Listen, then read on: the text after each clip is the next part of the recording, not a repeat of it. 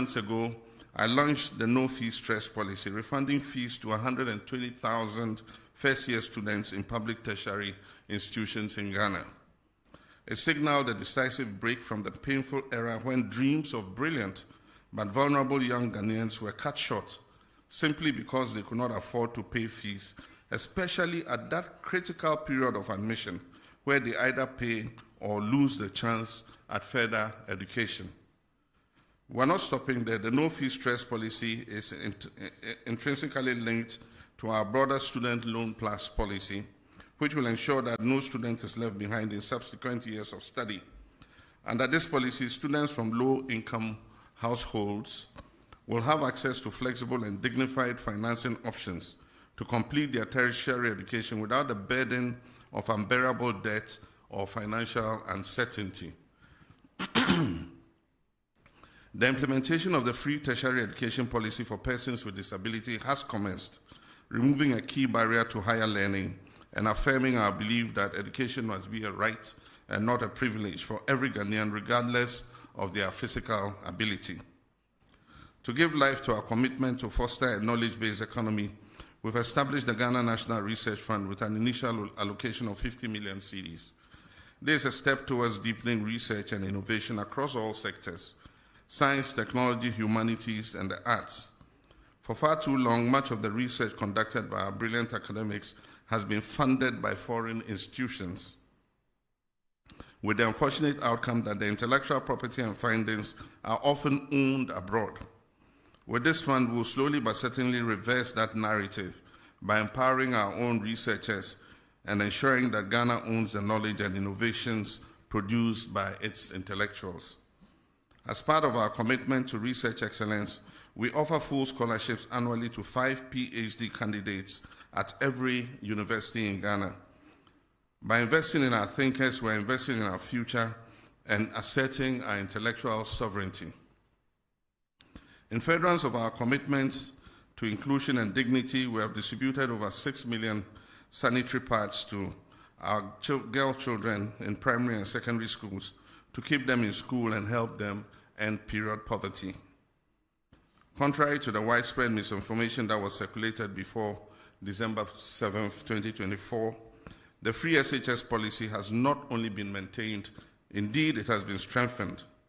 We've made the highest budgetary allocation in the history of the policy, as at now. A staggering 3.5 billion Ghana cedis has been dedicated to the free SHS.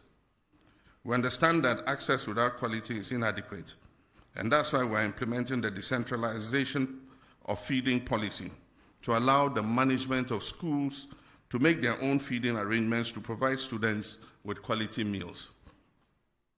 Our commitment to foundational learning is equally strong.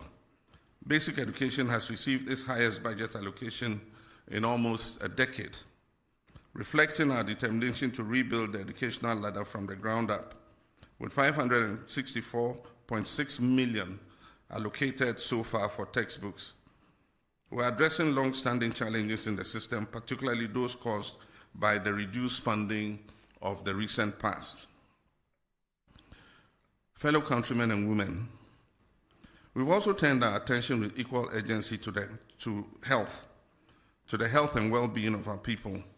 In 2025 alone, the national health budget increased by 13.4%, rising from 15.6 billion Ghana cedis to 17.8 billion cedis, one of the most significant increases in recent years.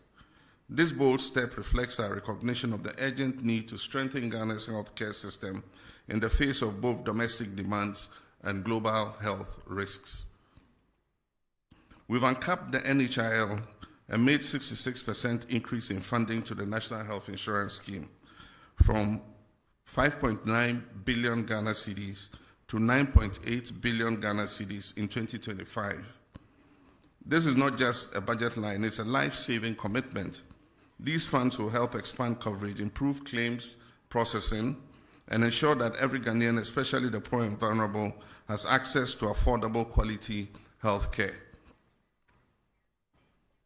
The sudden withdrawal of 156 million in US aid health support, which previously sustained critical programs in malaria, HIV and AIDS, and child health presented a serious fiscal and public health challenge.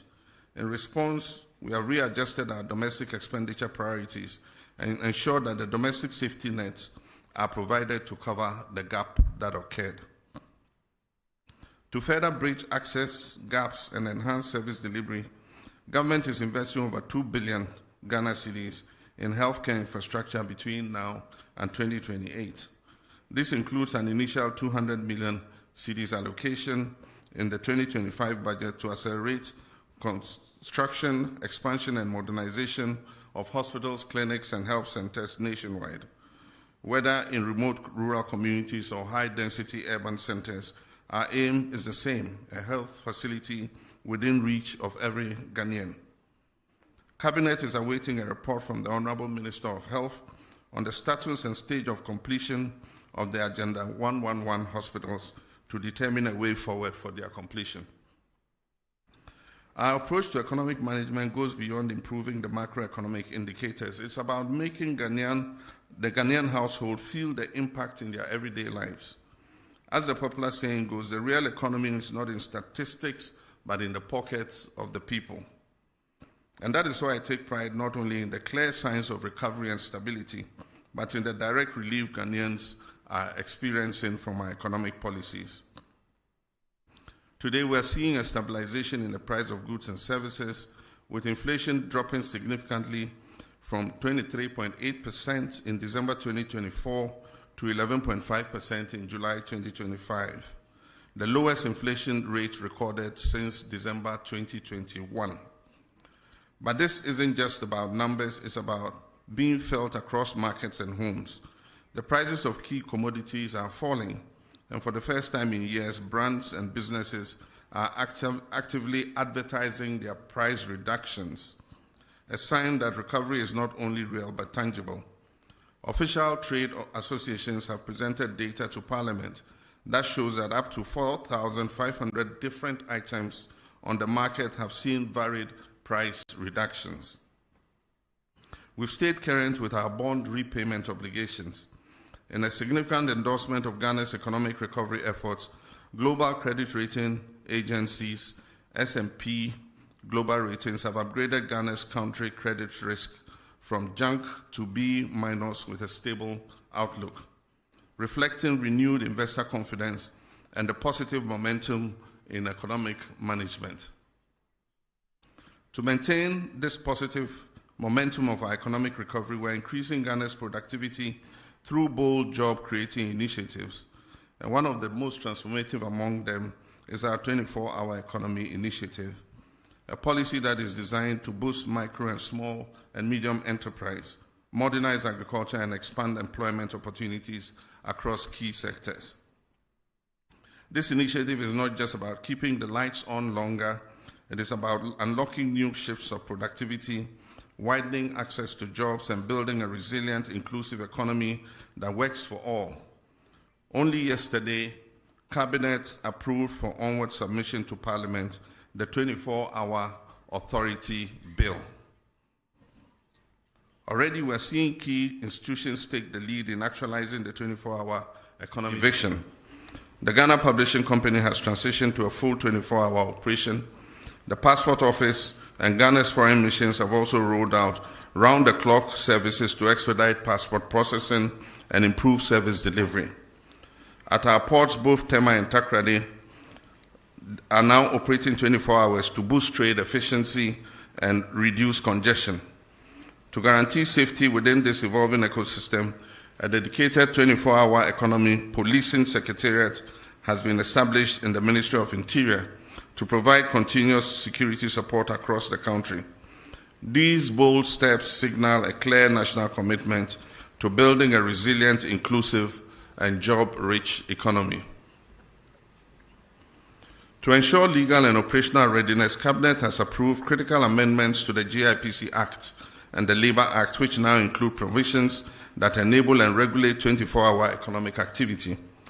These legal reforms will ensure that businesses, investors, and workers alike are supported by a framework that protects rights while encouraging innovation and growth. Complementing this agenda, we have rolled out the Jumara program and the National Apprenticeship Program, both of which are expanding pathways to employment, particularly for our young people and artisans. These programs are equipping thousands with the skills, tools, and opportunities they need to succeed in today's job market.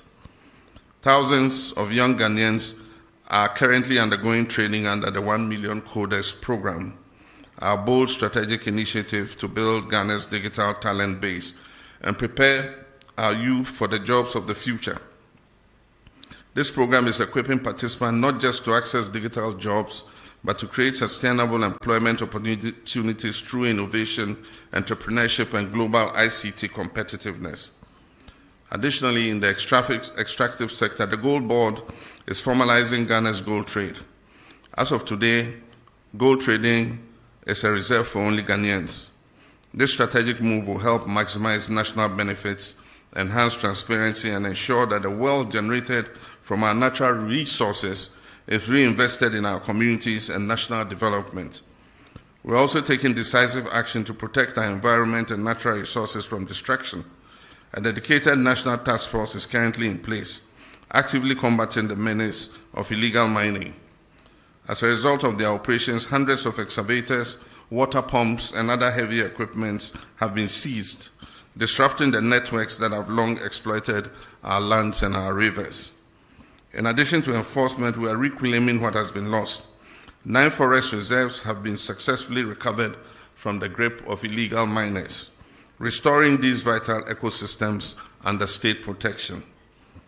Our Tree for Life initiative is being actively rolled out across the country, targeting the restoration of lands degraded by illegal mining activities.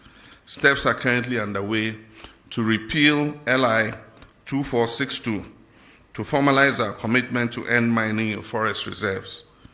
Let me be clear, since my administration resumed office, not a single license has been issued to any company to mine in our forest reserves. The repeal of LI 2462 is therefore intended just to crystallize in law what we have already demonstrated in practice, which is our commitment to protect these forest reserves. My friends, I understand that public accountability and the recovery of looted state resources are at the top of your expectations from my government. And let me assure you, my fellow citizens, that we've not wavered in our commitment for even a moment. Neither have we been complacent. What you are witnessing is not inaction, it is our steadfast adherence to due diligence, due process, and fairness in the pursuit of justice. Yes, our insistence on doing things the right way may afford those who have looted this country some temporary relief, but let me be clear, it will not grant them permanent escape. Across multiple fronts, active pursuits and prosecutions are well underway under the Operation Recover All the Loot.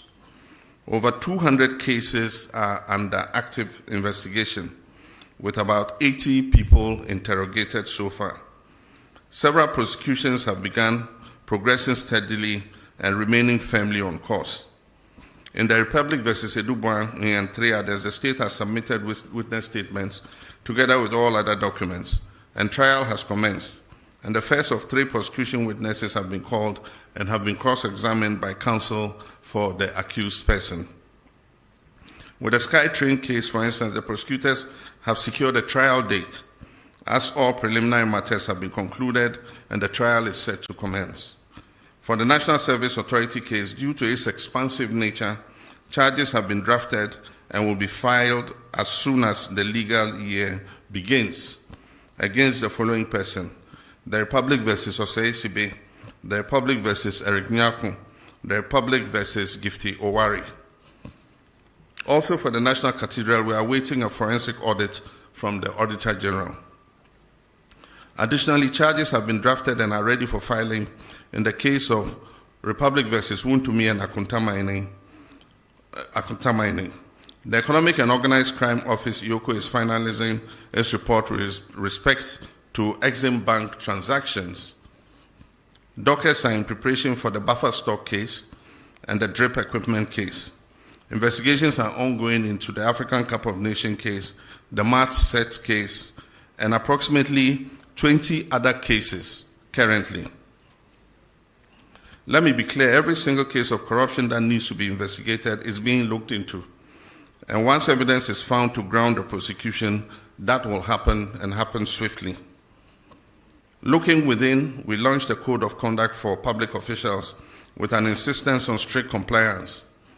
A high-level working group has been inaugurated to draft a new anti-corruption strategy aimed at strengthening ethical governance and institutional coordination.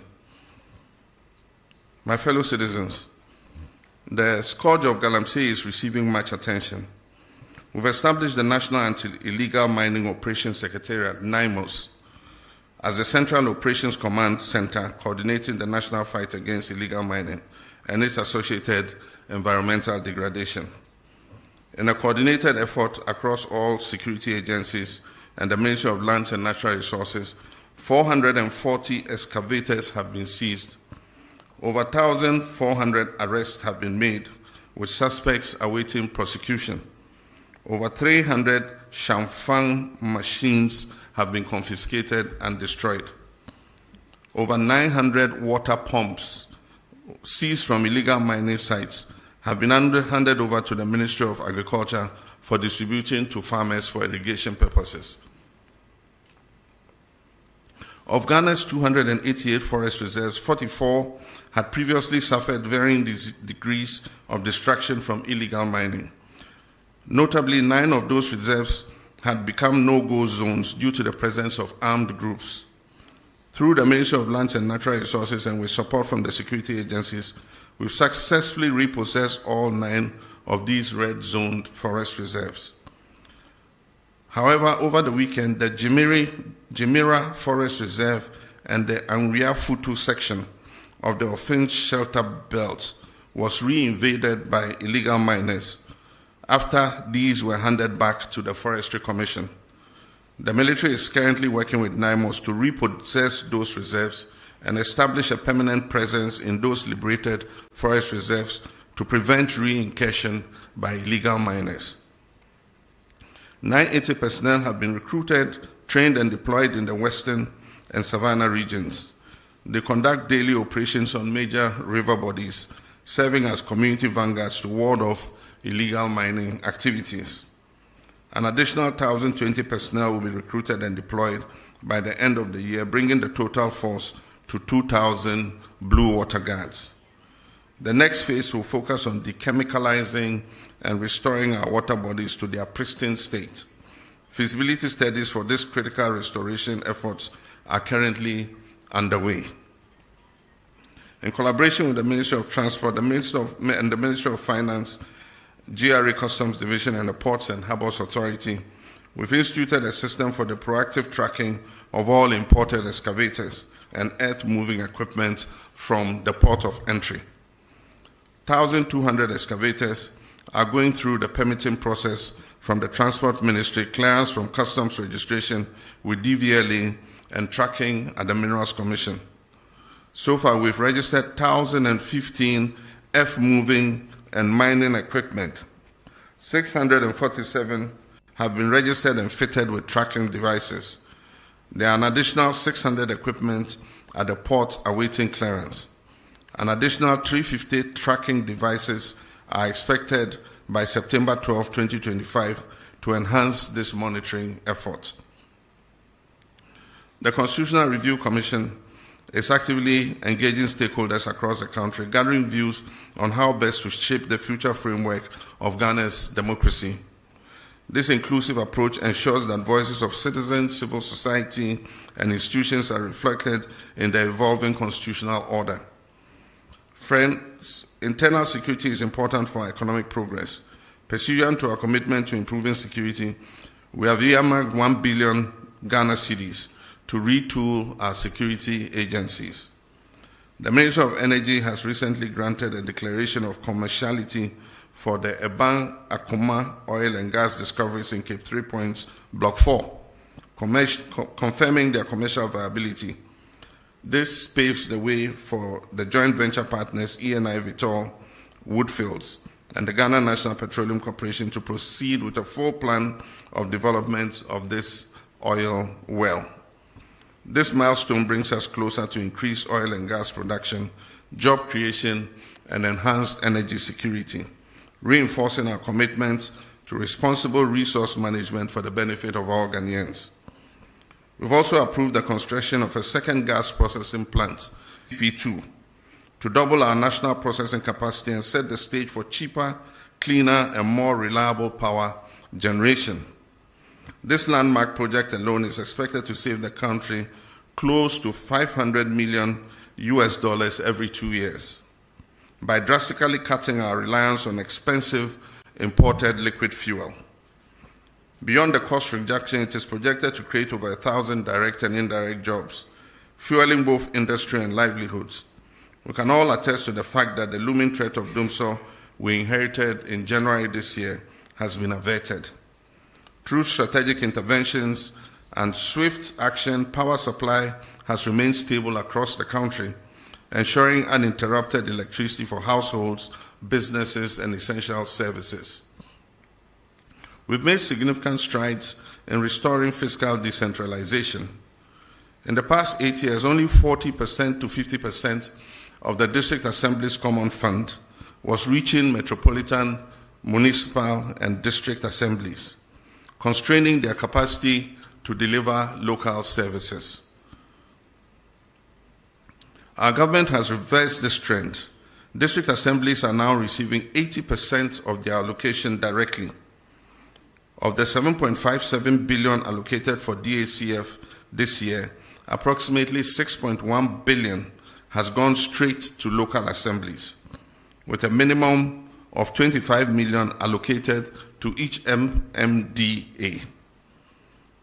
Already the first quarter disbursement of $987.97 million has been released to kickstart district-level development. To ensure focused impact, Cabinet has approved expenditure guidelines for the districts. 25% of the fund is to support design and construction of what we call 24-hour economy model markets. 10% is allocated for health, with a minimum of 2 CHIPS compounds per district. Education, 1 kg, 1 primary, 1 GS block, potable water, at least 10 boreholes, environmental sanitation and school furniture. 7.5% for MMDA administration, monitoring and evaluation, and 20% is allocated to finish and finished legacy projects. Simultaneously, all statutory funds such as $2.03 billion to the National Health Insurance Fund and $2.71 billion to GET Fund, covering NHIS, arrears, and free SHS, have been released in full, underscoring our commitment to public service delivery and local empowerment. Next week, I'll cut the sword in 3 locations to signal the start of the Big Push program. The first phase, understandably, covers mainly the road sector. Everyone will admit that over the last 8 years, our road infrastructure has deteriorated remarkably. This year alone, almost 14 billion Ghana cedis of our oil and gold revenues have been earmarked for the Big Push program.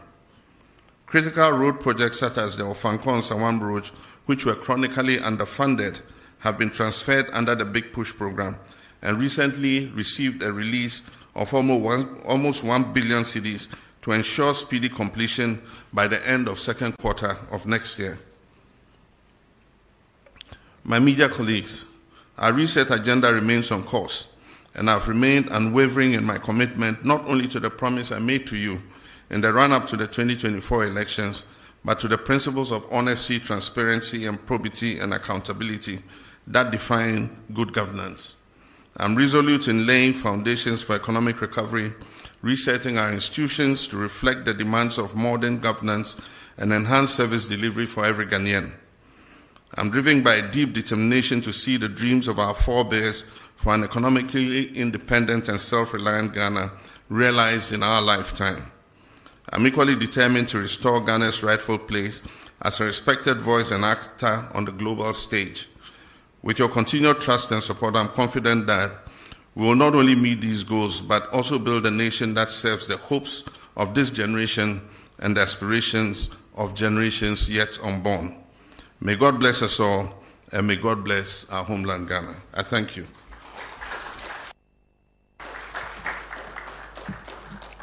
Thank you very much, Your Excellency.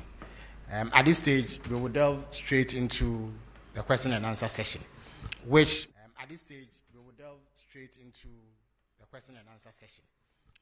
will be guided by the following rubric. There will be one question per questioner, and this is to ensure that we maximize the time. This program is supposed to last for 1.5 hours, and we are due to leave here at 9:30. I would also entreat you to avoid lengthy preambles to questions so that afford as many of you the opportunity to ask questions. Each batch. 5 batches of questions. 2 microphones will be placed on either side of the middle row to enable these questions to be asked. So at this stage, I'll call on the ushers and stewards to position the microphones so that the questions could be asked. Okay, so the gentlemen on either side of the middle row are with the microphone. So if you want to ask a question, please put up your hand. You catch my attention, I will. All right, so we have the president of the Ghana Journalists Association who is supposed to embody your collective aspirations. So I would accord him the courtesy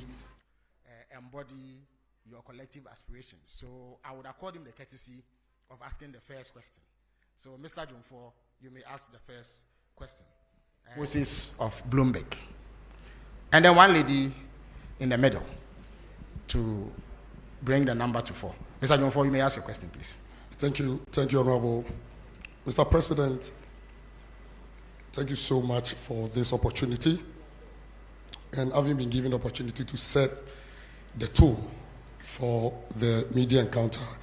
Permit me to commend you for availing yourself for this media encounter and for your commitment to transparency and accountability. Your willingness to face scrutiny just 8 months into your term set a commendable example of good governance. We also wish to commend you for your assurance and firm commitment to safeguarding the safety and protection of journalists across the country. Now my question, Mr. President, as you may be aware, remuneration and general working conditions in the media are not the best, especially in the state-owned media, which falls under the authority of government. This situation is a key factor in our low ranking on the World Press Freedom Index under the economic indicator. What measures is your government putting in place to improve working conditions in the state-owned media and also to provide relief for those in the private media? Also, assault on journalists are on the rise, and I know this is of great concern to you as a journalist yourself and a proud member of the Inky fraternity. The Ghana Journalists Association would therefore like to know what your government is doing to address this disturbing trend. Thank you, Mr. President. Thank you very much. Kojo, you may have the microphone now. Good evening. My name is Kojo Prekodankwa, Kesben Media. In your remarks, you did touch on the issue of mining, and I want to commend your government.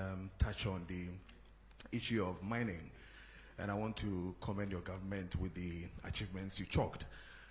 But recently, we heard that Ghana Water Company is proposing almost about 280% increment in tariffs. One of the major reasons they raised has to do with Galamsey and how it is affecting them to get us good or potable water. In this way, I would want to ask, Mr. President, would you then consider the argument that we should have the state of emergency when it comes to illegal mining? Thank you. Thank you very much, Kojo. I believe I called the Moses of Bloomberg. Yes. Your Excellency, thank you very much. My name is Akol Moses, a correspondent of Bloomberg. Your Excellency, Ghana's economic indicators have turned into a positive trajectory, and buoyed by the ratings you also referenced and investor confidence. Do you think that that gives enough scope for you to go back to the international capital market, maybe for your first Eurobond after the defaults? Thank you. Okay, so we'll take the final question in this batch from the lady whose hand is up.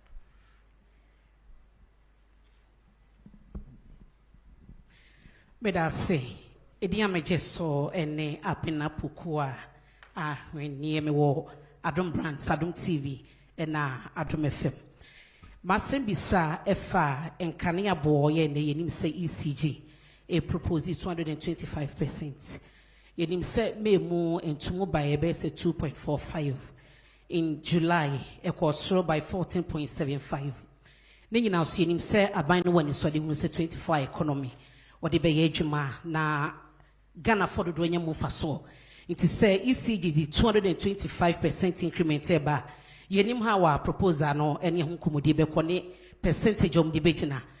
Ebe ko Ghana for bebre na company say anoye den.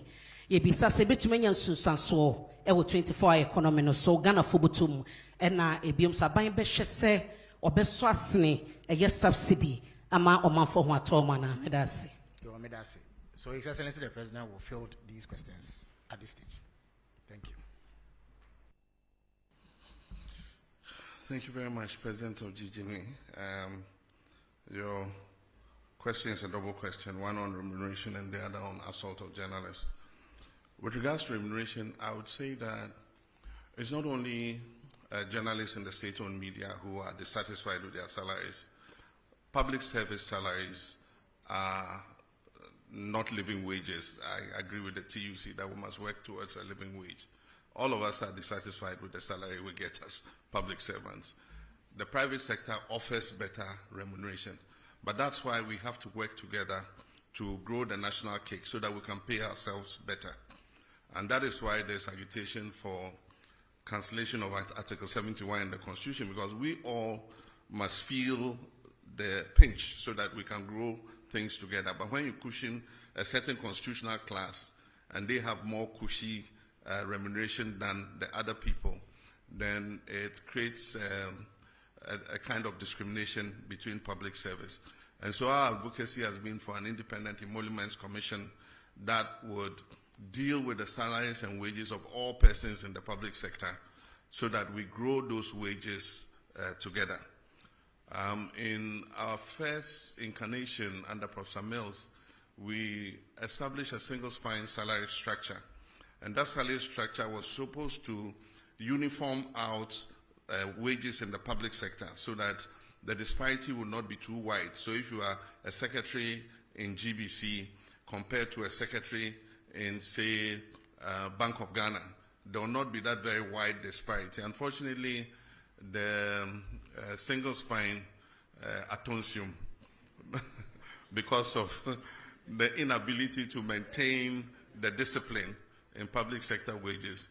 Over the last 8 years, the group that is able to strike the most gets more addition to their wages than those that don't go on strike. And so the disparities have occurred again.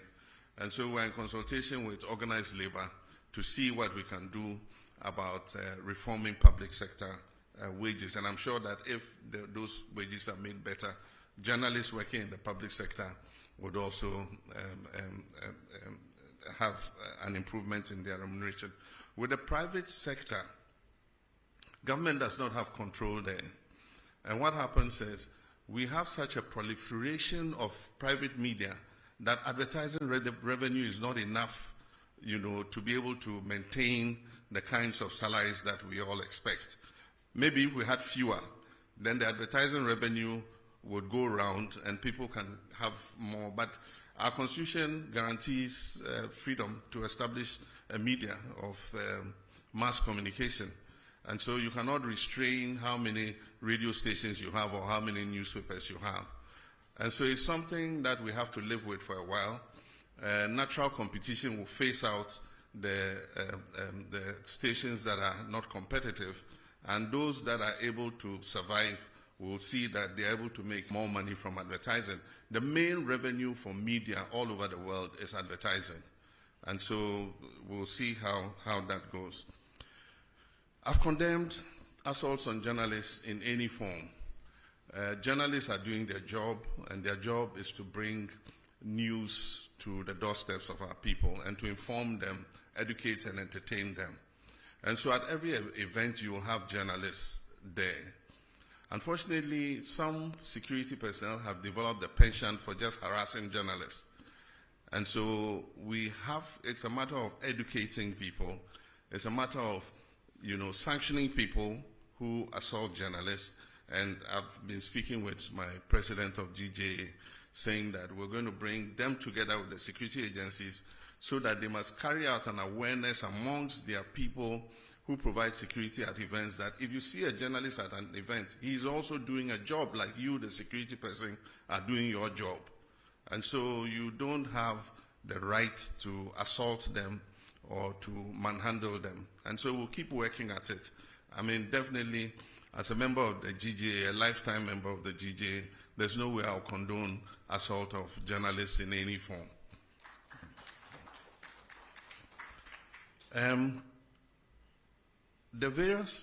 We do occasional review of tariffs.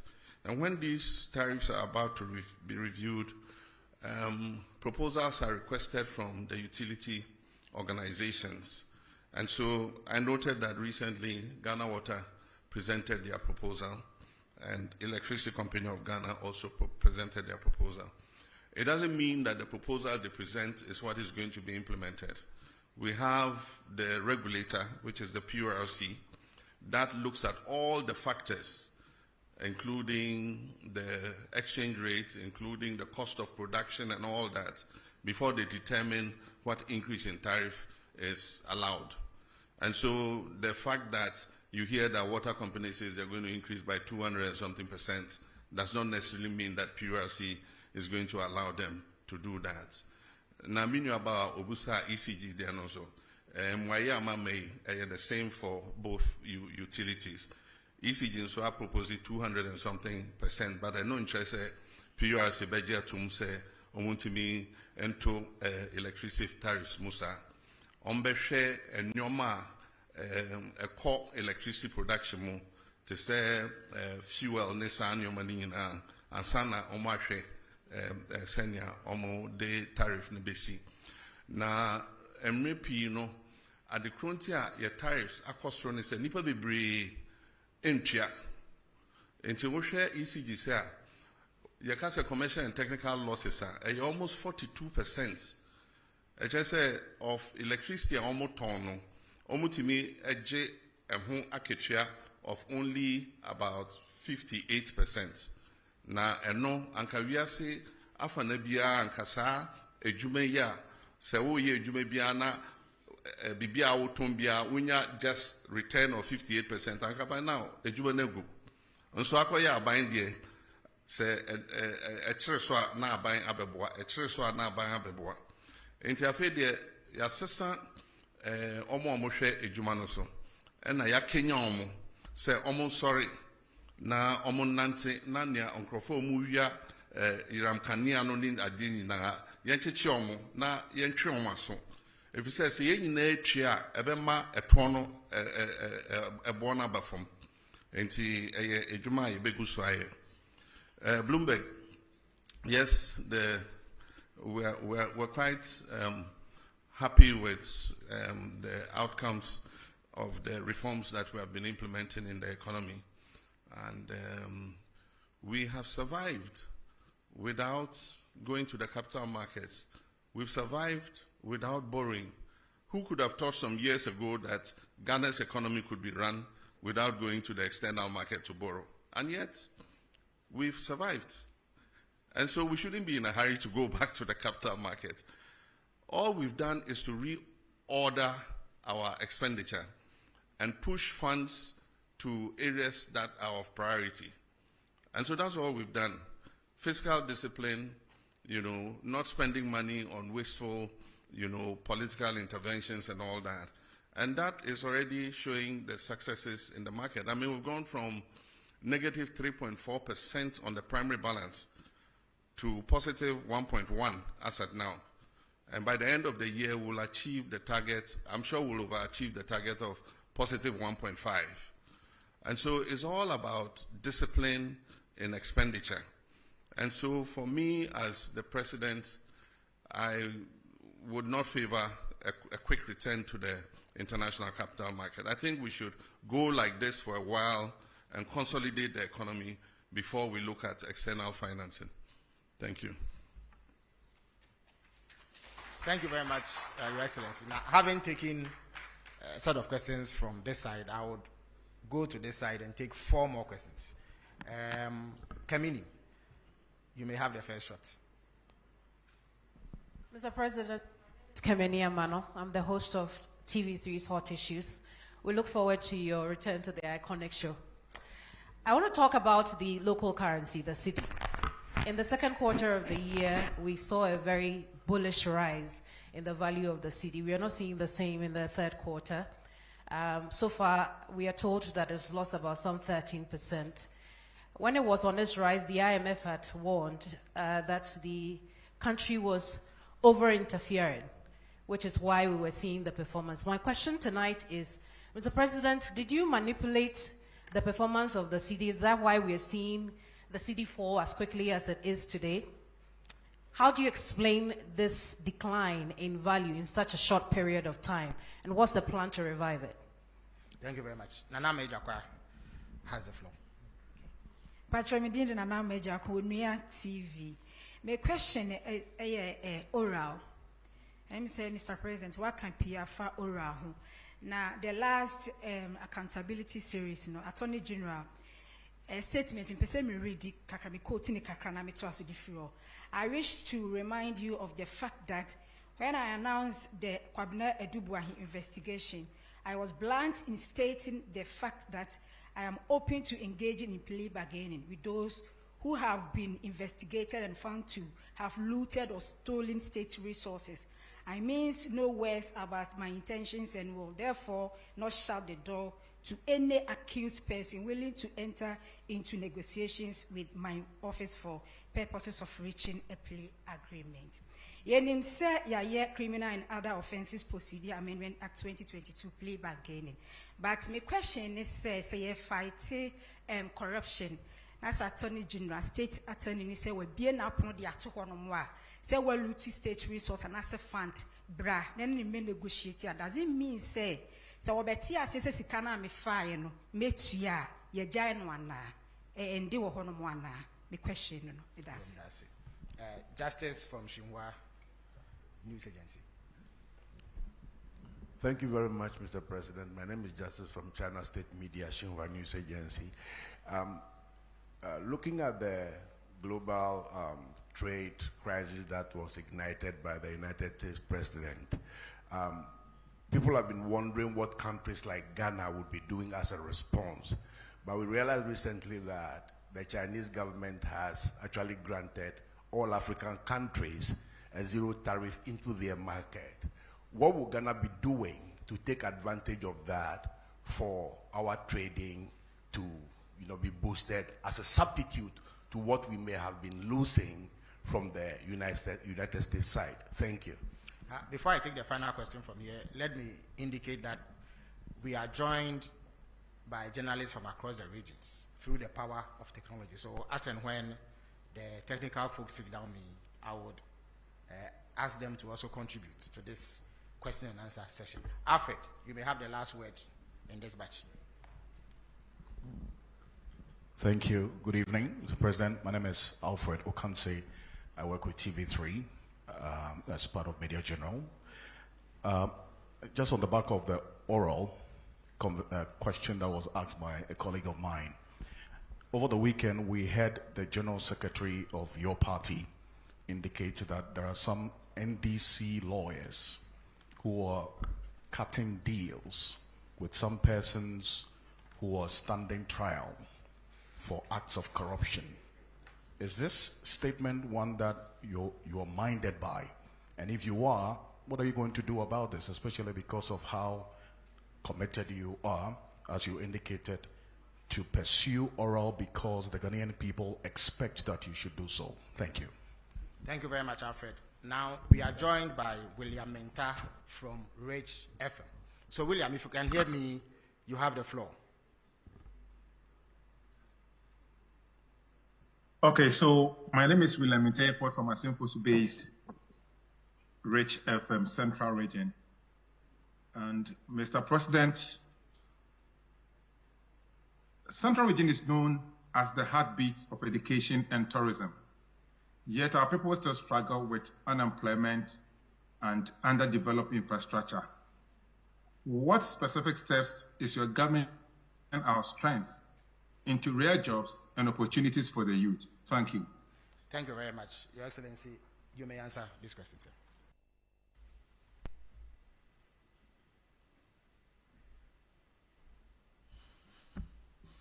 Thank you very much. The first question is about the rise in the value of the cedi. We recognize a very steep appreciation in the value of the cedi in response to the reforms that we were carrying out. And for those of you who listened to me, there was one occasion where I said, people were asking whether it will go below 10. And I said, it is dropping, but it will find its true value.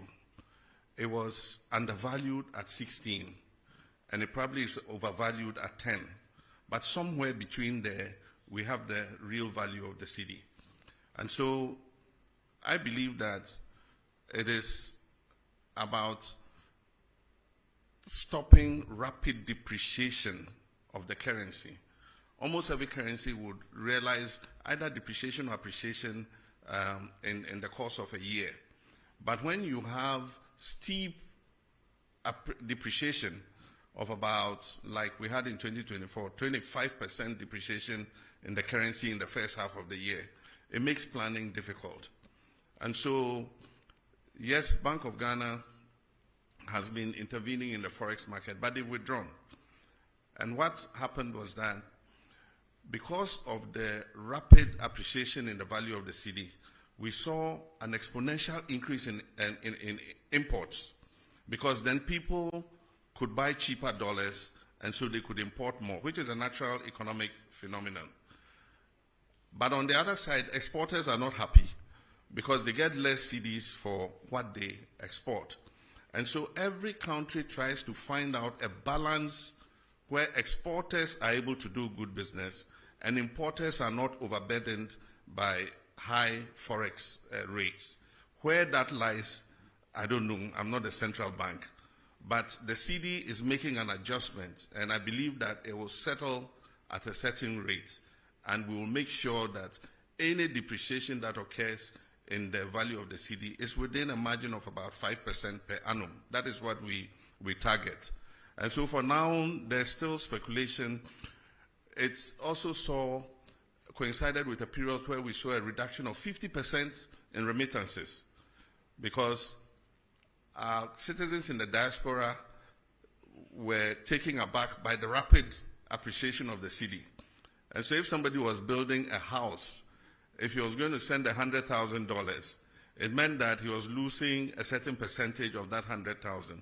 And most of them would decide to adopt a wait-and-see attitude and say, oh, no, as for cedi, it's not possible that the cedi can regain its value to that extent. By all means, it will go up again. So I'll hold back my remittance until the cedi goes back up. So we saw a 50% reduction. But there were also some other factors. There were some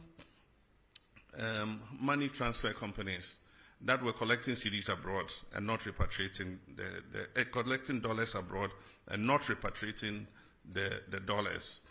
There were other, which we're investigating, there were other cases where people applied through the commercial banks for foreign exchange to cover imports. And those monies are transferred to pay for imports, but the imports never came into Ghana.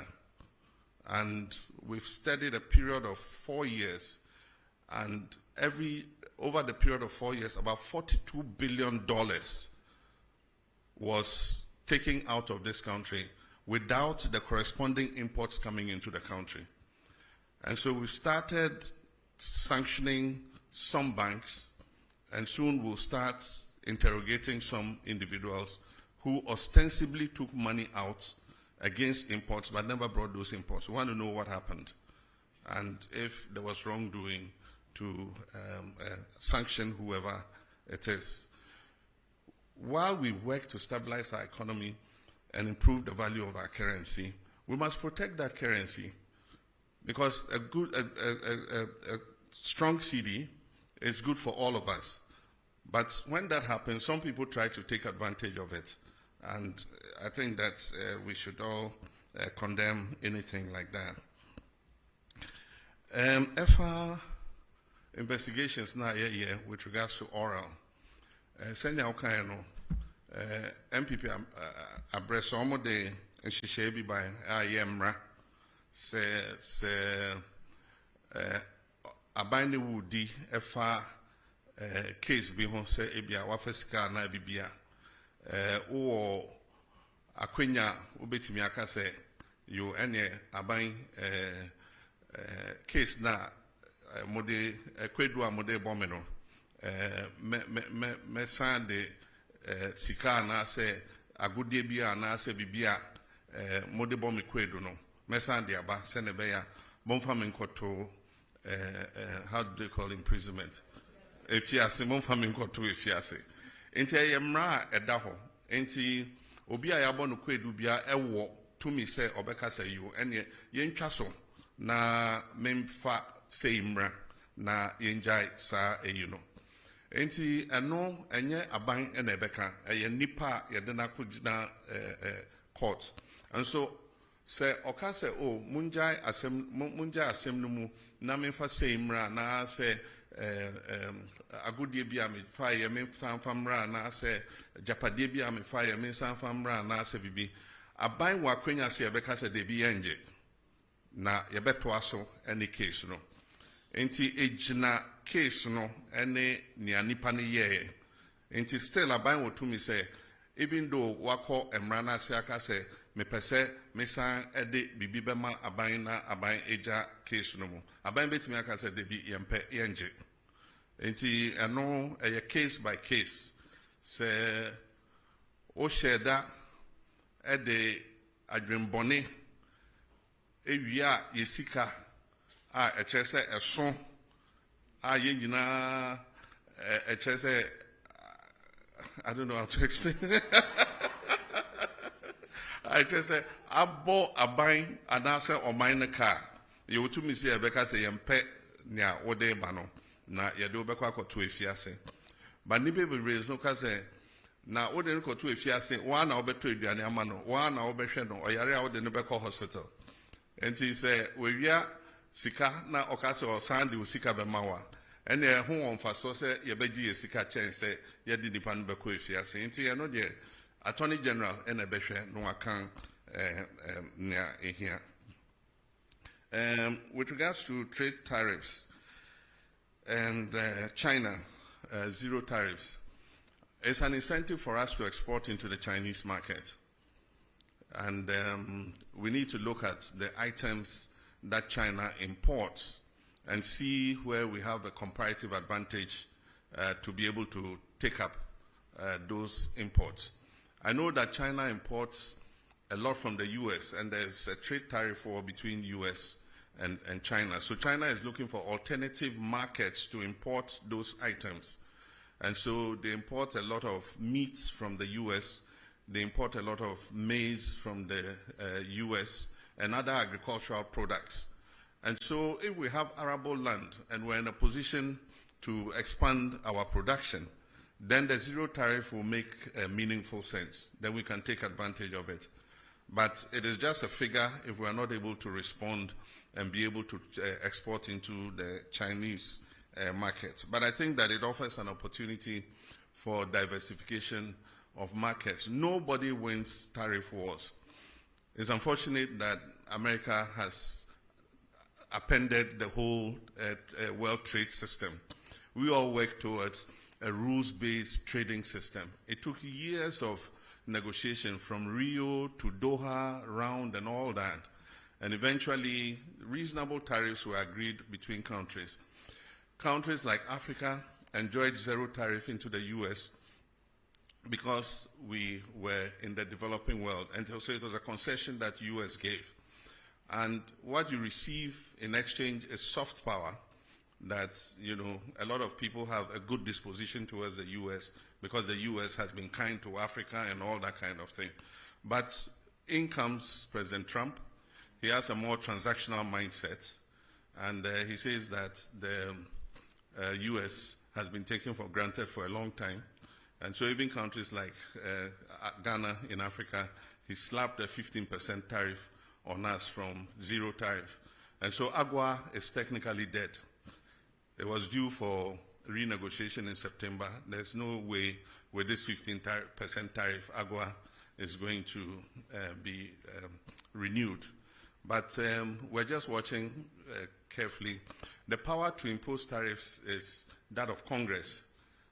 But in this case, the US president always pushes the limits. And so there's a case in the US Supreme Court to determine whether his impositions of tariffs are legal or not. And so depending on what the US court says, the tariffs would either be permanent or they might have to go back to Congress to endorse the tariffs that he has imposed. And then from the Central Region, Rich FM, he asked what we're doing to enhance the tourist attraction of the Central Region. It's all about infrastructure. It's also about service. With infrastructure, even the travel time to Central Region is a major problem. In Ghana, we've maintained single lane, highways for a very long time. They are prone to accidents. A lot of accidents occur. Now every day you hear there's an accident on the Kumasi Road, there's an accident on the Cape Coast Road. And that is because when two vehicles oncoming and going are using a single lane, the tendency for, head-on collisions are very real because of wrongful overtaking and all that. So one of our first things that would enhance tourism in the Central Region is that we're dualizing the road all the way to Takoradi. It will reduce travel time to Cape Coast. It will allow somebody to wake up in the morning, travel to Cape Coast, enjoy his tourist experience, and be back in the evening to Accra to sleep. And so reducing the travel time will help enhance that. But apart from that, we must identify what the tourist sites are, improve their attractiveness, and also improve the service delivery. One of the things that affects tourism in Ghana and West Africa is that our service is poor. You go to a restaurant and they think that they are doing you a favor. You go to eat and they think that you owe them, to serve you. If you go to other parts of the world, it's completely different. You are compelled to spend your money because they are all over you. Even before you finish the drink that they have given you, you are halfway. Can I bring you another drink? And if you are the shy type and things, you always say, oh, yes, yes. And you forget that you have to pay for it. And so we must improve our service delivery. Owners of services must take professionals who know how to be courteous to customers, to know that we are in this job because you've come here to eat or you've come here to do this. And so that's one of the drawbacks of our whole tourism experience. And most times you spend so much money, set up an establishment, instead of going for professionals, you go and haul your relatives from the village to come and serve people. They pay and they can't even get their change. You can't find the waiter who took your money. And when you even find them, he says, oh, we have no change. I mean, they have a certain sense of entitlement. And so until we reform all these, and it's an attitudinal problem, until we reform all these, and people who own these establishments make sure that service delivery is at near 100%, we would not be able to attract enough tourists into our country. We have a beautiful country. People come and, they just say, look, this country is good. But if you hear a lot of the feedback and you say, oh, but what is negative about it? Oh, your service is not the best. Always, that's the feedback that comes. But the government will do its part. Government has the responsibility for making sure the infrastructure is good.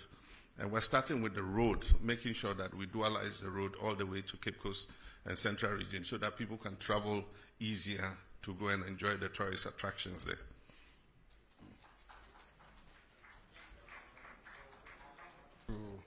the middle row. So Bernard Avle of Channel 1, Sadiq Adams, Mahama Haruna from the Savannah region, and there's a lady at the back there, and Joshua from GH1.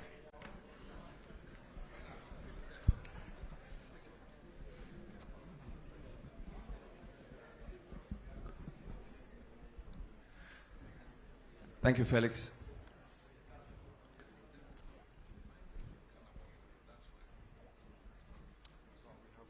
Thank you, Felix. Before my question, I'd like to indicate that there was a question on Galamsey, which I believe has Yes, not I been just answered. prompted His Excellency, and he will deal with it. Yeah. Thank you very much. So, Mr. President, thank you for this opportunity. We are told democracy thrives on checks and balances and separation of powers. Your party has a 2/3 majority in Parliament. The Chief Justice you came to meet has been removed, of course, under your hand, although the process was gone through. There is talk of the EC chair and the leadership, quote, not being fit for purpose by members of your party. Some people fear that these developments and others create a situation where the other arms of government are completely subservient to the executive. In fact, one newspaper expressed the fear that you could be morphing into, quote, a supreme leader, unquote. There is a maxim that power corrupts, and absolute power corrupts absolutely. Should we be worried in your legacy term that the democracy you came to meet will be well oiled and that the three arms of government will work not in subservience but in unison? Thank you. All right, before I come back to you, we'll cross over to Tamale and take a question from Abdul Mujiz from Tamale. Sagani TV from Tamale. Abdul Mujiz, you have the floor if you can hear me. Thank you very much. Mr. President, good evening. My name is Ba Abdul Mujiz from Tamale. My question has to do with the Tamale and Yendi water project. I would like to know when.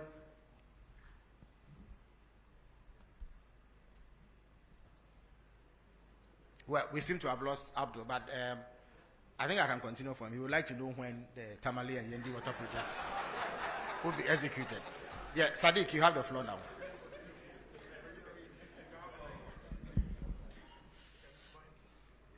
Good evening, Mr. President, and thank you very much for this opportunity. My name is Sadiq Adams from Angel TV and Angel Radio. Mr. President, the question is on national unity and peace.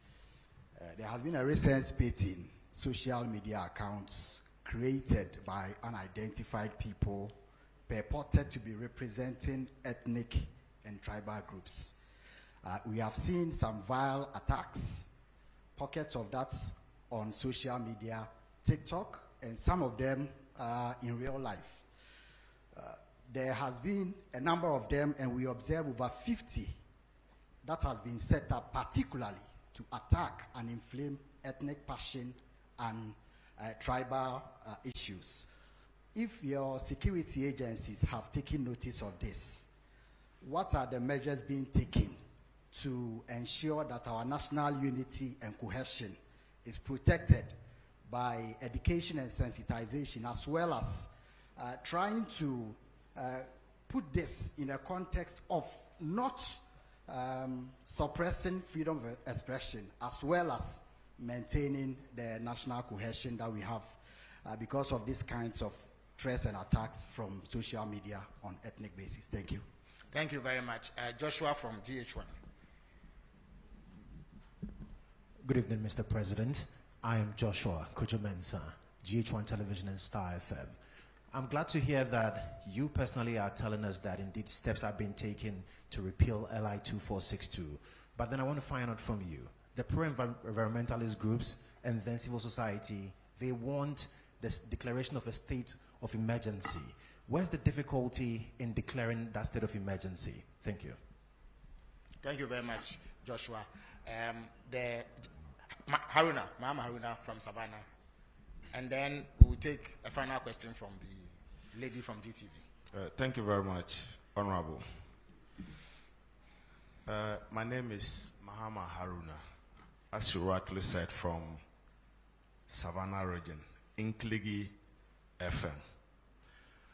Mr. President, we expected you to say a little on the security situation in the country, especially the unfortunate Boko conflict, and recently the conflict in your own backyard of Savannah region. I know how uncomfortable you are with the conflict in your backyard between Gonjas, who are the landlords, and the Brefos, who are the settlers. They've coexisted for about 100 years until recently. I know you are more worried because almost everyone in your backyard, Gonjas, Brefos, will always vote for you massively, sometimes almost 100%. Now, since 1996, when you contested your first elections, first of all, I just arrived from Bole, where you hail from. And I can say that the people are not happy with the curfew imposed on them. Especially in the beginning, people were dragged from their rooms and beaten. There's evidence to that. Now, let me go to my question. You may want to wrap up. No, yeah, I'll wrap up. Mr. President, you've put in place, the Minister of Interior has put in place a mediation committee. Do you think it can resolve the problem? Because some are saying there should have been a reconciliation committee. Moreover, the people are saying since the conflict erupted, they've not heard from you. So what do you have to tell your people? Thank you very much. Thank you very much. So the final question will come from the lady from GTV. Good evening, Your Excellency. Thanks for the opportunity. I'm Salamat Kukwa Painter. I'm with the Despite Media. Yeah, pardon me, Despite Media, yes. Yes, yes, thank you. I wanted to hear something from the creative arts industry when you made your presentation, but I didn't hear anything. The question is that you have shown how you want to bridge the unemployment gap, but I want to find out that how do you intend, or can you tell us what plans you have in using the creative arts sector to solve the high unemployment? And also, please, I would like to hear what is happening with the Black Star experience. Thank you. Thank you very much. So His Excellency will now answer these questions.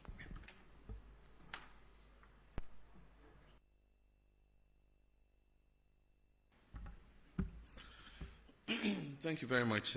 Let me first apologize for missing one of the questions, and that is the accusation that there's interference in terms of the oral investigations.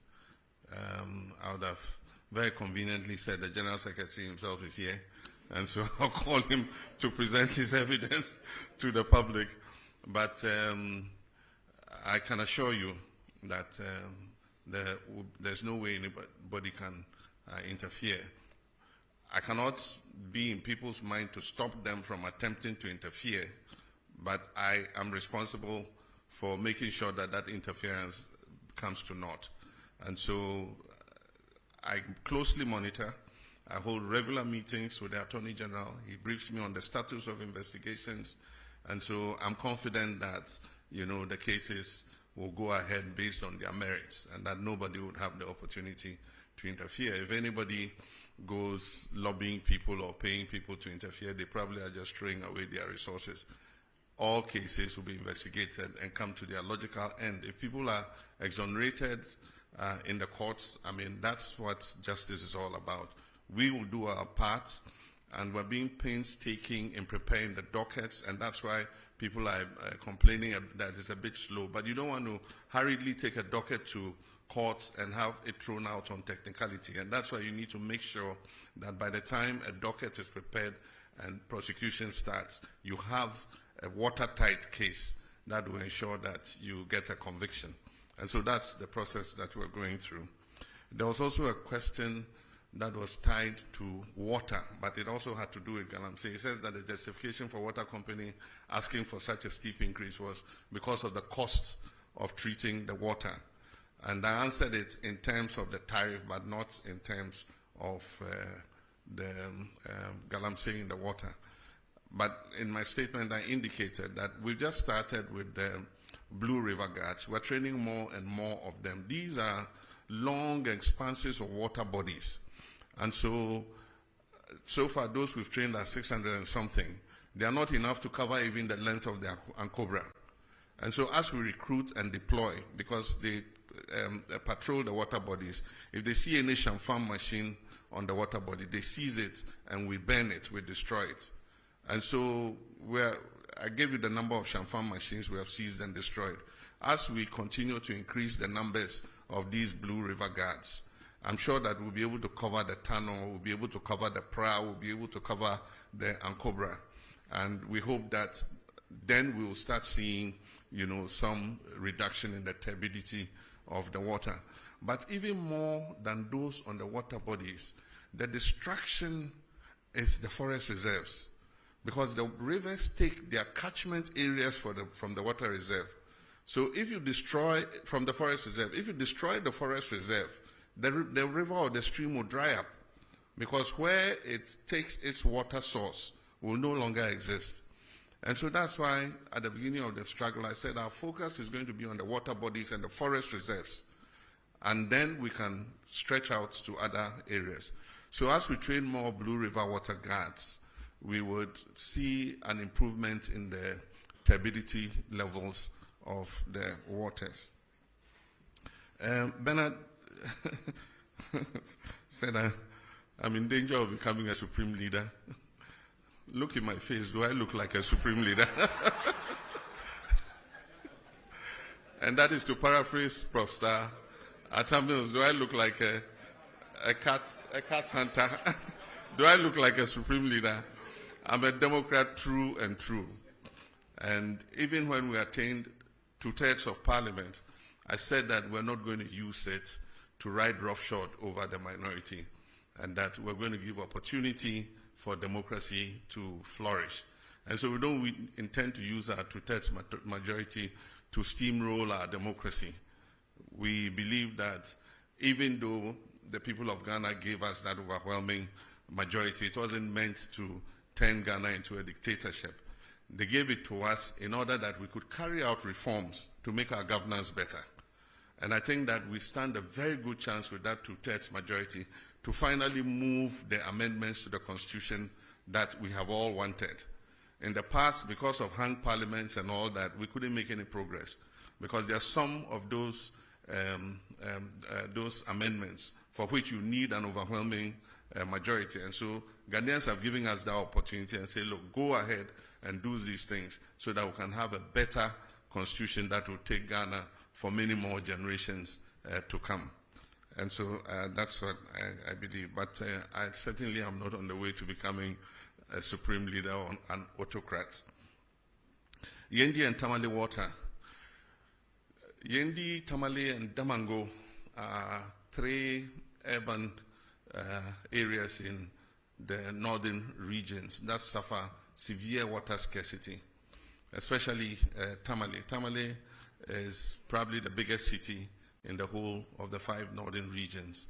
The population has been increasing rapidly, and the water system has not expanded as fast to meet the demand of a growing population. And so we have to urgently expand Tamale, Yendi, and Damango has become a regional capital. It has started growing very fast, and it faces a scarcity of water.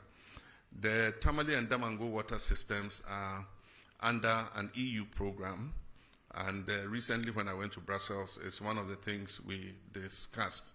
There's funding available for those 2 water systems. And so because we have a cap on our credit, external credit of $250 million a year, we have to find space within that to be able to accommodate Tamale and Damango water. But I want to assure you that they are priority projects for government, and we definitely would fund them and make sure that before we leave office, Tamale and Damango get sufficient water for those cities to thrive. With Yendi, we are placing Yendi under the Big Push program, and so we're going to fund it with our oil and gold revenues and establish an expanded water treatment system for Yendi. The budget statement is going to be read in November, And in the budget statement, details of these projects will be included in the budget. The last time the GJA came to me, I mentioned to them that as the world changes and new technologies come, we're moving from not having just the traditional media into having what we call the new media. These are all the new social media instruments like TikTok, like Facebook, like X, and all of them. And so the traditional sense of journalists like you, most of you trained and working in media houses that have a corporate identity and can be held responsible for the information that you put out, is beginning to change. We have a new crop of I'll call them neo-journalists, who anybody with a phone and a camera can report news or comment on national issues. Now the point is, who holds those people responsible?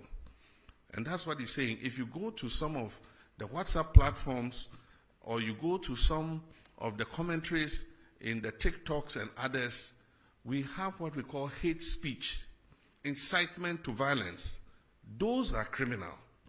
Despite the fact that we have removed the criminal libel laws, there are some laws that make such people accountable. Because if we don't regulate that sector, it can lead this nation to war. There are some of the incendiary statements that have been made in the Boko situation that are fueling some of what is happening there, making people hate each other and see each other as enemies. It's been the same in the Gonja Brefo thing. Some people fanning and inciting violence against each other. This falls in the ambit of the National Signals Bureau. And so the National Signals Bureau now has the technology to use your IP number and find you wherever you are. So I'm sending a signal to Ghanaians that we can find you those doing those hate speech and things. We'll use your IP number, we'll trace you.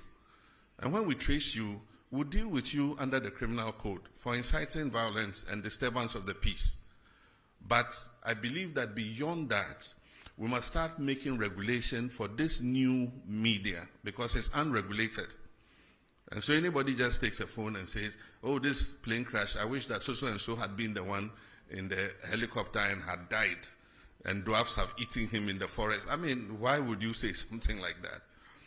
And so we need regulation for that new emerging media. But in the meantime, the National Signals Bureau has been given the full authority to track down people who do that kind of thing and bring them to be sanctioned under the criminal code.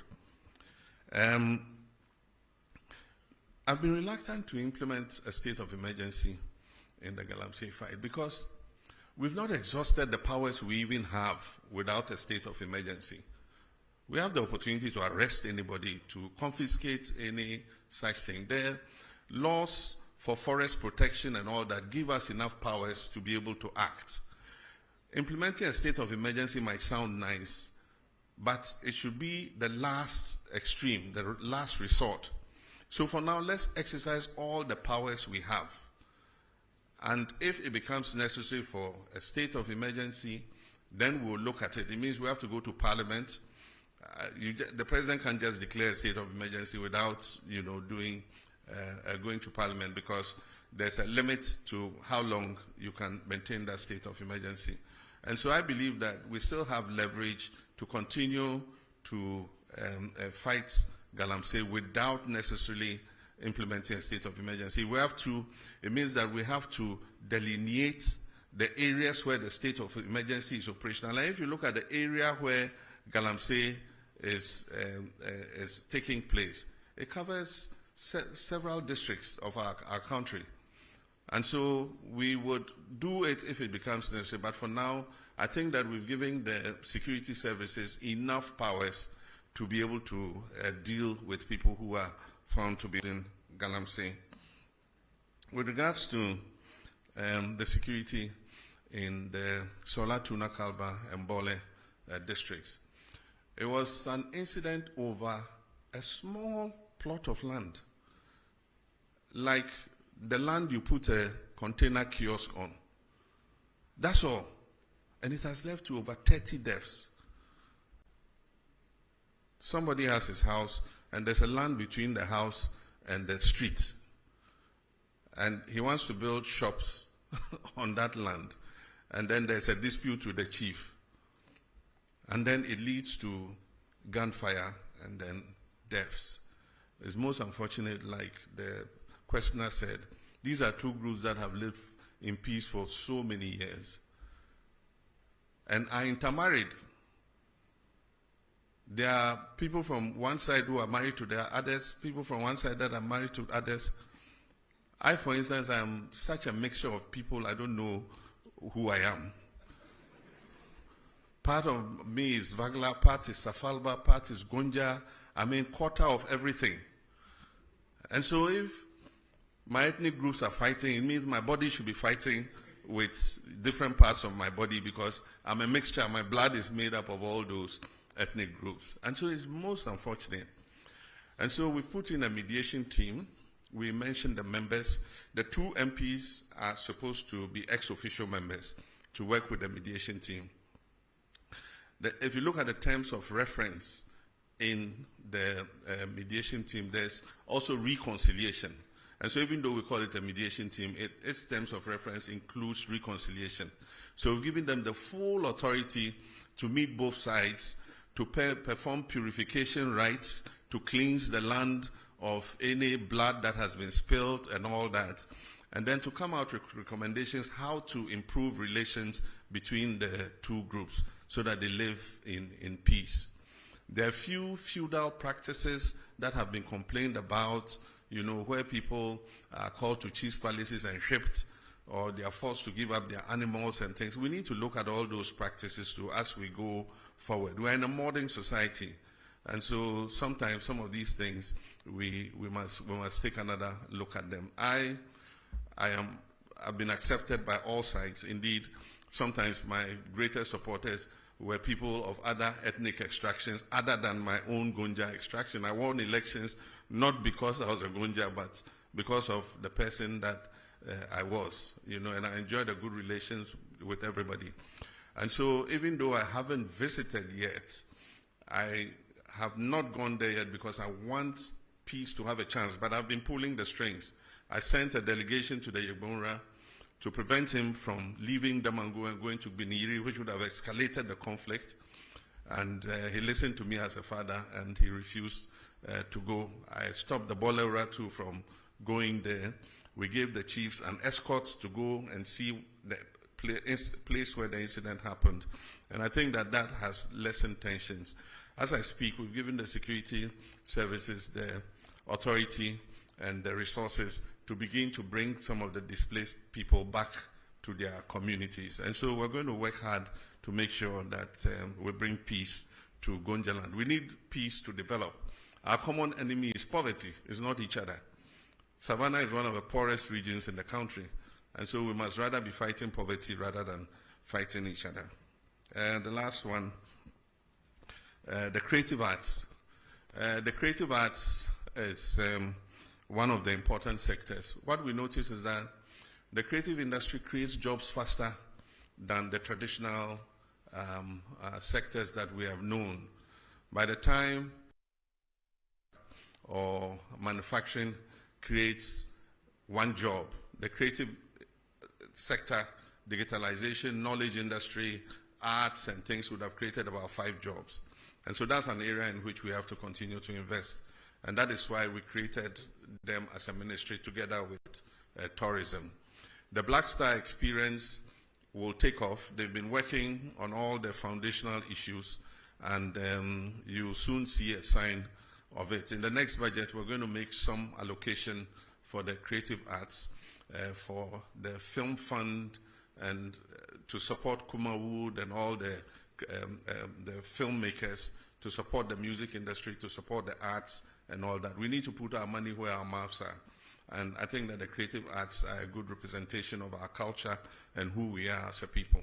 Thank you. Excellency. Unfortunately, due to constraints of time, we would take a final round. So I will start with the gentleman from TV5 Le Monde, and then let me be inward looking and call GTV, who I superintend. I see Kojo Yankson at the back. Let me come this way and call the gentleman from BBC, and then I'll give the final slot to a lady, the lady at the back. That will be it. No, the black, incidentally. Well, one has more white than the other, so I'll call her. All right, so Le Monde, you have the floor. Good evening, and thank you for having me tonight. My name is Victor Cariou. I'm the Ghana correspondent for Radio France International, TV5, and Le Monde Afrique. These questions concern the diplomatic relationship between the United States of America and Ghana and Africa, and the deportation of migrants from the US to third countries in Africa. Your Excellency, with regard to this matter, how do you perceive the recent deal between the US and Rwanda, Eswatini or South Sudan? And also, has Ghana already received migrants from a third country deported from the US? Or if not, is Ghana considering doing so in the near future? Thank you. Thank you very much. GTV has the floor now.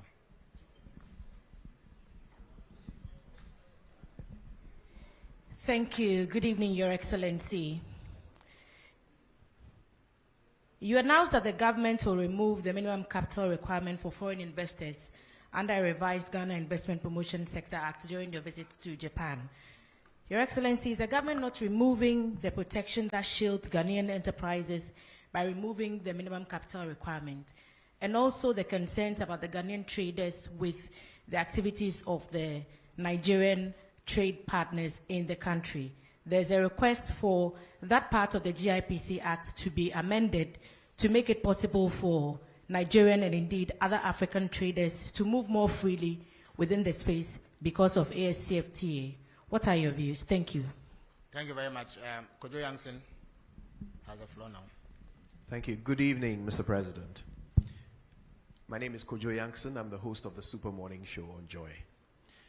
Mr. President, you've already talked about how important it is to safeguard the water bodies and the forest reserves. But over the past 9 months since you became president, the turbidity levels in the water bodies have worsened, according to the Water Resources Commission.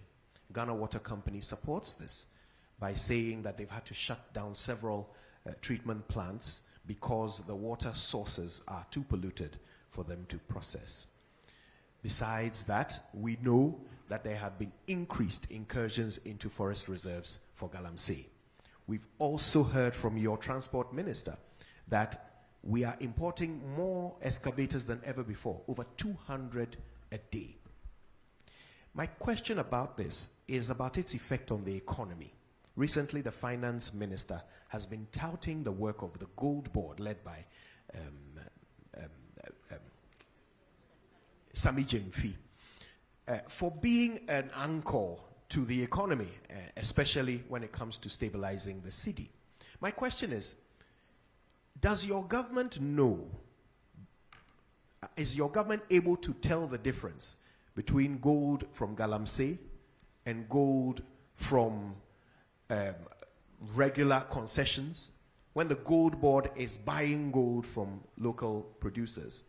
And could it be, because so much of it comes from Galamsey, could that be the reason why we are seeing some reluctance recently in the fight against Galamsey, in the sense that the IGP's efforts have been stopped and he's brought back his men from the forests? Could this be because? Thank you very much. I think your point is made. So I'll turn to the BBC now. I'm Thomas Nadi from the BBC World Service. Mr. President, during our interview last year ahead of the elections, you mentioned you were going to establish special courts to fast-track the trial of corruption cases. Could you update us on how far you've gone with that? And also, some of the oral cases border on national security, particularly the Edu Boahene one. Do you intend to take them out of court? Thank you. Thank you very much. The lady in a lot of white and black. Good evening, Mr. President. My name is Bernice Abubeidulansa. I'm a broadcast journalist with GH1 Television. In your speech, you mentioned that you are committed to resetting institutions.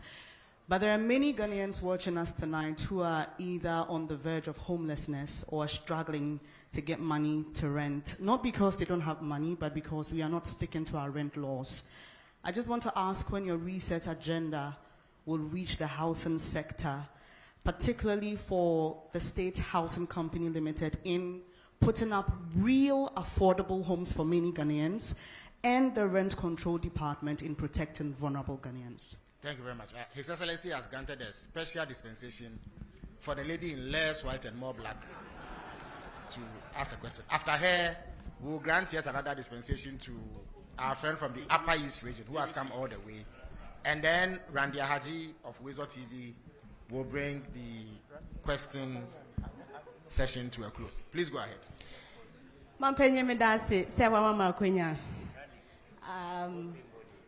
The question is today if you ask a man to one family and Kebehame pa. Meeting Ede Monica is Anoba home-based television.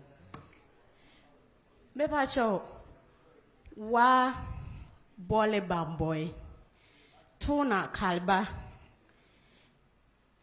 ya kwano enye ese ya che ye bre yetimi di 16 hours don shi dunsia na ye ndru fie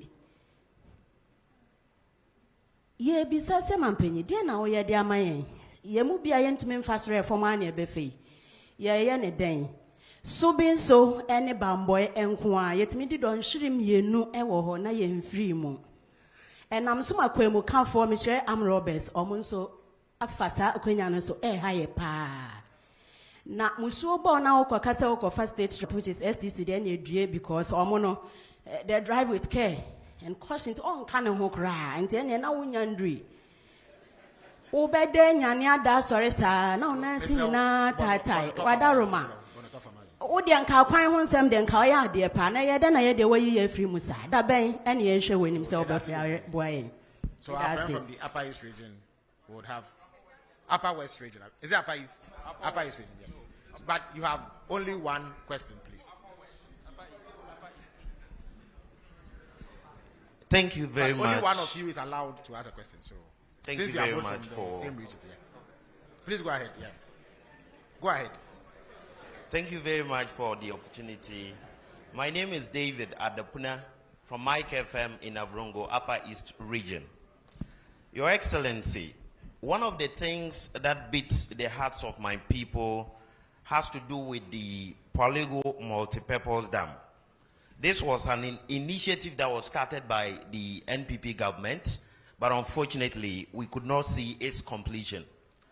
This project held so much prospects, including that of irrigation, power generation, and flood control. Just recently, the Barry Dam was opened, and we saw the devastation it caused. We're asking, now that the project is not happening, what plans will your government, your Excellency, have for my people so that our concerns are addressed? Thank you. Thank you very much. Okay, so please go ahead. Okay. Grant him the... Thank you very much, Your Excellency. I'm called Joshua Sir with A1 Radio and Bolga FM in the Upper East region.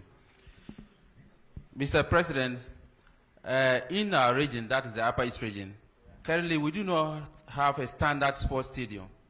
And as a result, sports and youth development are greatly hampered. The only existing structure, which was built in the 70s to serve as a sports stadium, is no longer fit for purpose. What are the plans of the government to ensure the Upper East region has a modern sports stadium? Recently, we saw a young man who walked from Bolga to the nation's capital to solicit for a sports stadium. I don't know if the president is aware of this. Thank you very much. Thank you very much. So, Randy has the last word. Thank you, Mr. President. Please, Mr. President, I want to find out the latest updates on the Ghana's version of Ashigame proposed to be established at Aplau. And also, per my last checks from the whole airport, there were plans to establish an aviation school. How far with that one too? Thank you. All right. Thank you very much. His Excellency will answer these questions.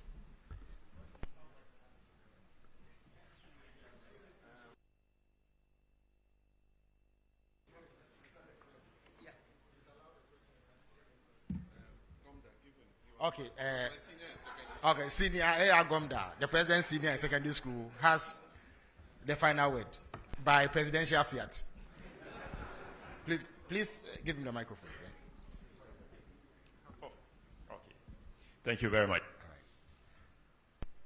Excellency, your recent directive that 2 persons be investigated for their activities regarding Galamsey went down well with a lot of people, but so far we haven't had any outcome from it.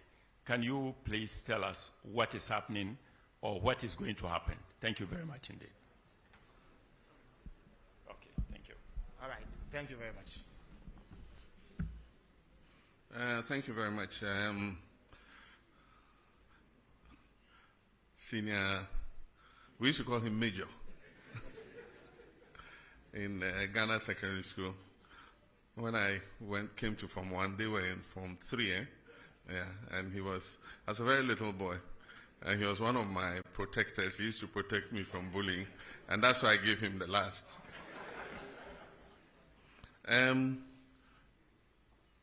The first question was from, what's your institution?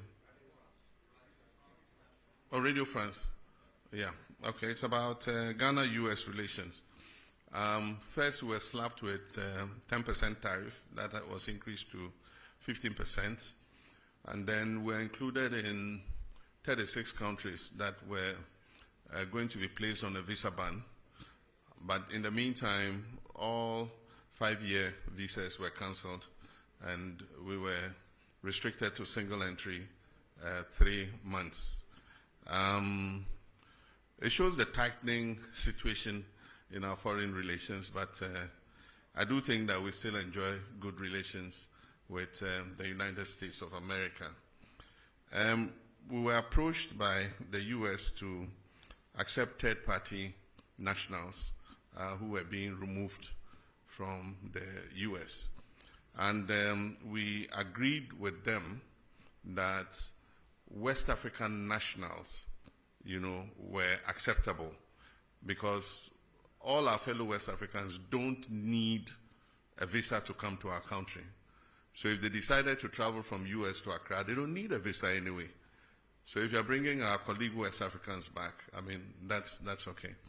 And so I think that agreement has been activated, and a first batch of 14 nationals came.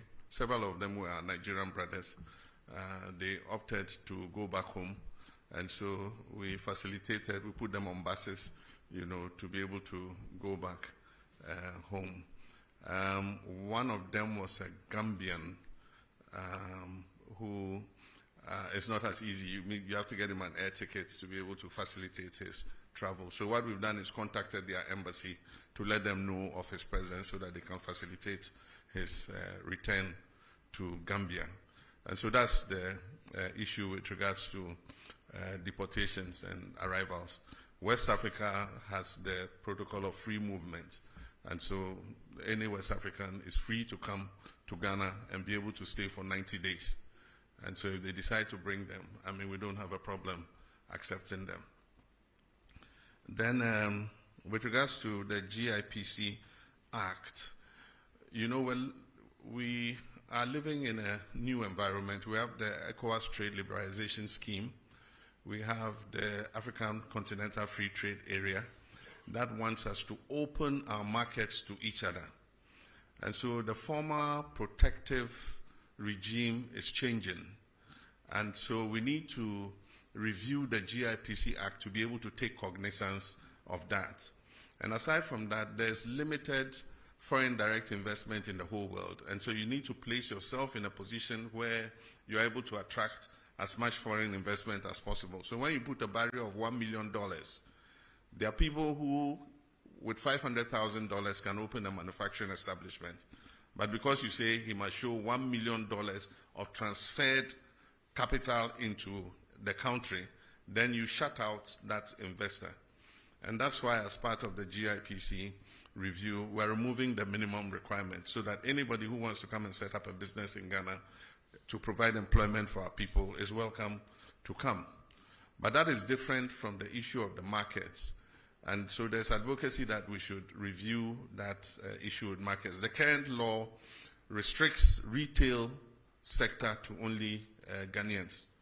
And there are people who argue that it's anti-competition and so many other things. But of course, in most countries, you want to reserve a certain portion of the economy for your people. And so Parliament is going to look at it, and eventually whatever law they pass is what we have to live with. I never expected, or I never deluded myself that the fight against illegal gold mining or galamsey was going to be an event. I mean, definitely, there's no magic wand. The decay has eaten so much over the last 8 years that it's going to take a lot of work to be able to overcome it. And I didn't expect that in 18 months we'll declare victory in the fight. As the livelihoods of about 4 million Ghanaians is on small-scale mining. And so it's going to be a process. It's not going to be an event. But we will not give up. We have a determination to get on top of it. The Gold Board was introduced as part of reforms. And if the Gold Board was not introduced, I mean, those who were taking the profits from the small-scale mining sector were the foreign traders who were taking that money away. In 6 months, we have exported over $6 billion. About $4 billion of that money was going to go into the private or foreign traders. And so the first thing is you shut the stable door so that the horse doesn't escape, which is what we've done. So if it's from illegal sources, it's from legal sources. At least it's our land that is being destroyed. So let us get the benefit of it instead of foreign traders. So that's the first thing. But if you go and read the Gold Board law, it has a requirement for tracking and tracing. And as I speak, the Gold Board is working with an organization to put on a track and trace system. And so they're going to see those who have legitimate license requirements so that they can assist them in responsible mining so that we can buy that gold off them. Once we do tracking and tracing, it's in our interest because then we can export under LBMA and we'll get more profit from exporting under LBMA. So the Gold Board is not just about buying gold, it's also about financing responsible small-scale mining. And mind you, small-scale mining is not illegal in this country. It's provided for in our laws.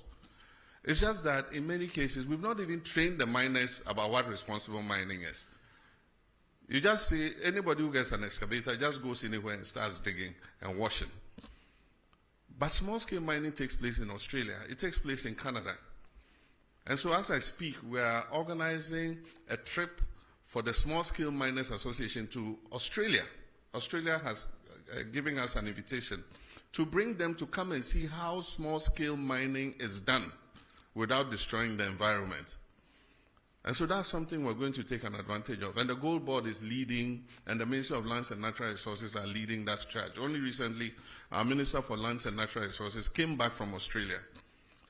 And so we need to train these small-scale miners. The gold is a blessing that God gave us. It's a natural resource that God gave us to make life better for our people. It's just that the way and manner in which we are going about it is causing distraction to the environment. But it is the result of an increase in the gold price. And if you've read widely, you find that the same thing is happening in Peru. It's happening in several other countries because of the heightened gold price. And so for whatever little gold you're able to find, you get more money. Galamsey was not a problem when gold was $2,000 per ounce. But today, gold is pushing $3,600 per ounce. And because of the lack of jobs, jobless growth for several decades, there are a lot of young people who are coming out of school who have no job work to do. And so for them, that is the only livelihood. And so we must not think just about chasing them all over the place without providing alternatives for them. Because the alternative is that they should stay home and starve or go out and do something deviant. And that's why we came up with the cooperative mining concept, for which we recently lost our colleagues. They were going to launch it, the first of its kind in Anglo, because one of the things we said was that we're going to let the big mining companies seed off some of their concessions. Some of them have 400, 500 miles square. And there's gold in some parts of those concessions that they will never mine because the grams per ton of ore is so low. But yet, if you put a small-scale miner there, he can mine it effectively. And so we've discussed with them, and they've all agreed. And so Anglo Ashanti was the first. They've cut a part of the concession, and that is what Omani and Murtala and Co. are going to launch, cooperative mining, so that we'll move the small-scale miners from the forest reserves where they are causing destruction and settle them on the concessions where the big mining companies have seeded. As I speak, Newmont has demarcated an area for these small-scale miners. And we have asked the big companies to mentor them and supervise them and make sure they do the right thing. So that was going to be an alternative for moving them out of the forest and other places so that they can mine under the supervision of those companies. And that's where our colleagues were going when the helicopter crashed. And so it's a program that we're going to continue so that we can give them an alternative, not just go chase them around without finding something else for them to do. And so that's something we're working on. With regards to excavators, we're enforcing the law that you must get the permits before the excavator is put on a ship. That is what the law has been, but it was not followed. And so they let the excavator land before they come and ask the Ministry of Transport for a permit. And so we've informed all the dealers that you cannot load an excavator onto a ship until you have gotten a permit. In the meantime, a lot of excavators have arrived at the port. And recently, somebody said they were being released at midnight to their owners and things. That's not true. What happens was there were so many that they had occupied a huge area of the port and congested the port. And so we found the land near Shai Hills, near the military installation. And the Field Engineers Regiment and others have been given charge to move the excavators from the port to that area so that they can free up space in the port. And they do that in the night because of traffic in the daytime. So in the night, they have the payloaders moving the excavators out of the port to the designated areas where they are supposed to be held. And before any of those excavators is released, they must be tracked, they must have a tracker on them, they must be registered by the owner of the excavator, and we must know the purpose for which the excavator has been imported. Because the construction industry also imports excavators, and so you cannot put a blanket ban on importation of excavators just because you think that every excavator is going to go into the illegal mining industry. Even the big mining companies that have licenses import excavators. And so we want to know who is importing the excavators, who it is going to. We want to be able to put a tracker on it and be able to trace that excavator wherever it is in the country. We called off the IGP's anti-Galamsey task force because they are supposed to coordinate with NIMOS, that is the National Anti-Illegal Mining Operations Secretariat. Unfortunately, they were not doing that. So every little commander in any this thing gets up, Galamsey phobia or Yanko. They can't tell who is licensed, they can't tell who is not licensed, And so it was just like an attack on the whole small-scale mining industry. And so what we said was they should freeze their action. They should synchronize it with the National Anti-Galamsey Operational Secretariat so that they can be directed exactly to where to go in terms of the anti-Galamsey fight. While we're fighting Galamsey, it doesn't mean that it's a free-for-all for everybody to get up. Anybody gets up, puts on a helmet, puts on a jacket, and says, I'm anti-Galamsey.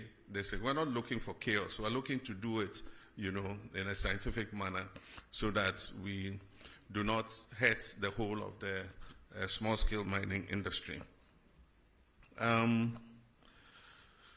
We talked about special courts for anti-corruption. I actually said we'll speak with the Chief Justice and see if they can create special courts for prosecuting people who are flagged in the Auditor General's report. And so that is something the Attorney General is pursuing, because every year we see Auditor General's report. It goes before the Public Accounts Commission. They say this person diverted this person misappropriated this and that, and yet no action is taken. And so Ghanaians have been saying, so what's the use of the Auditor General's report?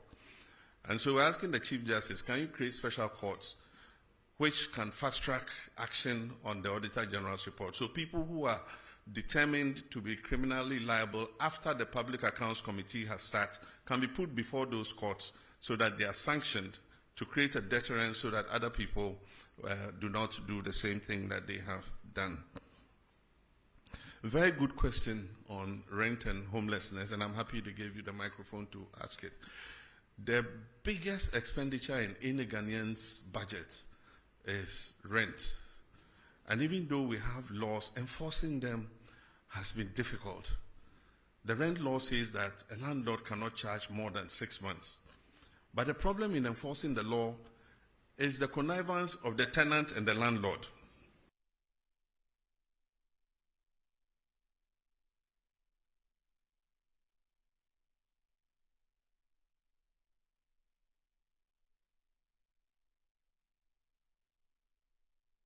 You've seen nothing yet. This Big Brother Naija Season 10. It's 10 times the drama, 10 times the rivalry, and 10 times the game. This is certified. No zero, no minus. Big Brother Naija Season 10. Showing 24/7 on DSTV and on GoTV. Gold sponsor, Guinness.